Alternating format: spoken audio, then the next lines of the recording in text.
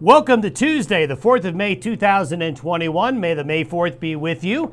This Day Weather Podcast being brought to you by Chugwater Chili. New to the Chugwater Chili brand is its very own green chili seasoning blend. It's the perfect combination of spices so you can make green chili at home. Easy, tasty, and quick. Sprinkle on your eggs or make a smothered green chili burrito. Don't forget to go to chugwaterchili.com and use the code ChugwaterDon for 20% off of Chugwater Chili products. Chugwater Chili, the gourmet spice of Western life. Typical May weather coming as we work our way into the next several days, folks. It's just typical weather for this time of year. It's going to be a little bit of everything. Some of you will have clouds, sun, rain, snow, and thunder, and fog. All of those things will happen in many areas of the Western High Plains and Rocky Mountain West today and tomorrow.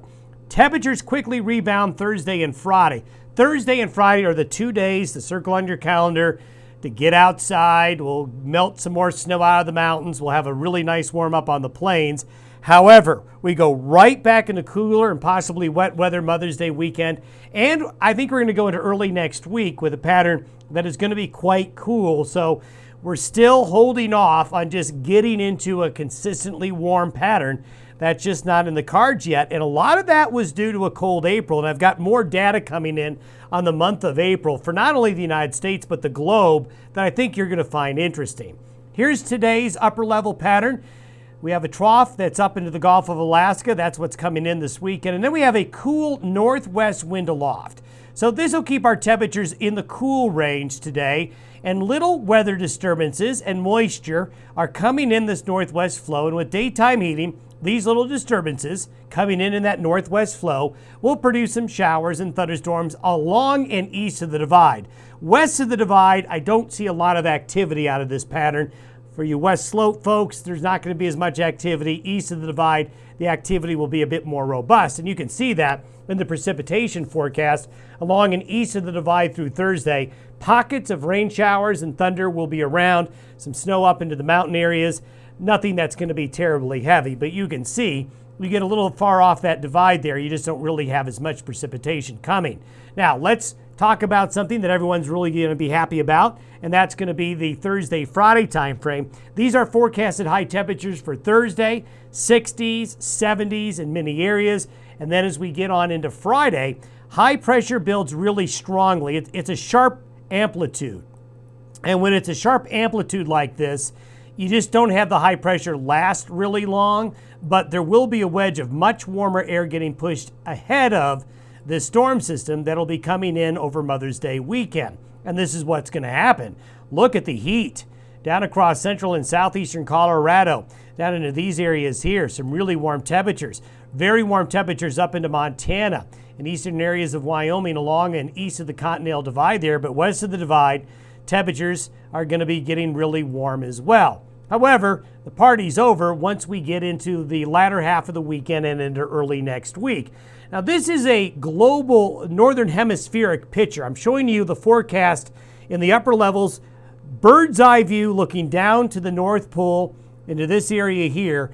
And this is at 18,000 feet or 500 millibars. These are the maps I show you most of the time that shows where the lows and the highs are.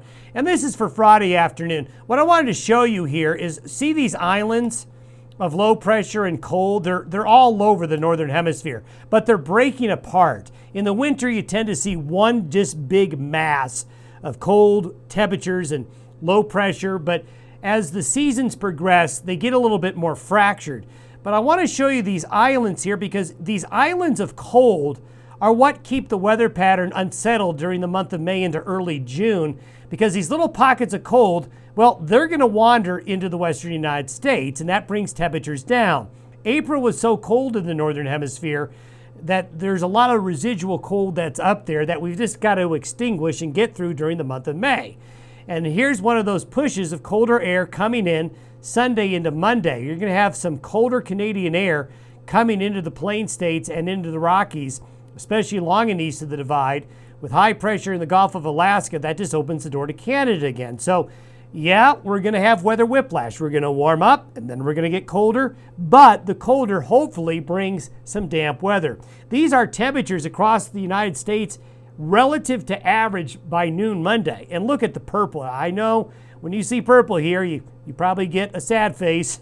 Yep, that just is going to delay a warm-up even a little bit longer, as early next week, starting on Sunday, will be cold. So we're going to have to go through the first half of next week with colder than average temperatures. Kind of what's happening this week. It's really a pattern very close to repeating itself. Precipitation doesn't look as good today with the system as it did yesterday, but along and east of the divide, from this weekend into the middle parts of next week, there should be some rain and thunderstorm activity. We're going to see this map change, but this shows you, again, and this has been a recurring theme this spring, the better moisture stays along and east of the continental divide. The western side of the divide just is missing out, and I think that's basically going to happen again with this system. Now let's talk about April. Some interesting things about April in the northern hemisphere. These are the temperatures relative to normal for the lower 48 states and Canada during the month of April. And you can see that wedge. We've shown you this before. That north-south wedge of really cold air during the month of April made April very cold relative to average for a large part of Canada and the central and western areas of the United States. If you look at Europe, they had a similar situation. So misery loves company. In fact, this really didn't make the news, but Europe had one of its coldest Aprils on record.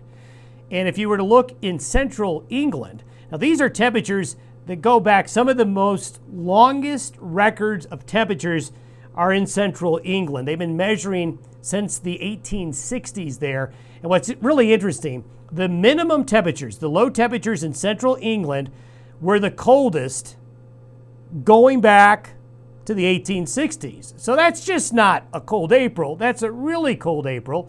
And in the northern hemisphere, we had pockets of cold like that. You have pockets of warm. You always do that. You have pockets and islands of warm and cold across the globe at all points in time. But April was in parts of the northern hemisphere, Europe and North America, in some areas, really off the charts cold. And we just got the new satellite-derived temperatures for the lower troposphere. And April continues the trend we saw in March. Satellite measured global temperatures in the troposphere, that's basically from the surface up to when you get up to the 30,000 feet level or so, we saw temperatures globally for the second month in a row be below the 30-year average. Now, the last time that happened, and that was only for 1 month, was during the last La Nina that happened in 2018. And if you go back to the really strong La Nina in 2011 and 2012, you can see how much that cooled off the globe. This is not surprising. La Ninas make the globe cooler because the oceans are cooler. But for the second month in a row is something we haven't seen going back 10 years or so. So we'll continue to watch these trends as we go into the summer season. Don't forget to go to chugwaterchili.com. Use Chugwater Don for 20% off. Thanks for listening and watching the Day Weather Podcast.